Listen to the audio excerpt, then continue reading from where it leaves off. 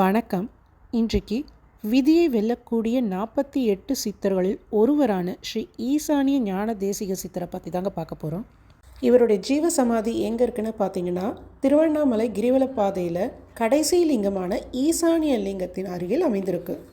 இந்த ஈசானிய சித்தர் ஆழ்ந்த தவம் இருக்க தொடங்கிவிட்டால் நாள் கணக்கில் தவத்தில் மூழ்கி விடுவாராம். பசி உறக்கம் எதுவும் இடையூறாக இல்லாமல் அவரது தவம் நீடிக்கும். எப்போது நினைவுக்கு திரும்புவார் என்பதை யாராலும் சொல்ல முடியாது.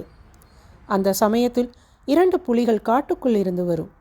ஈசானிய ஞான தேசிகரின் தவம் கலைந்து விடாமல் இருக்கும் வகையில் அந்த புலிகள் காவல் காக்கும்.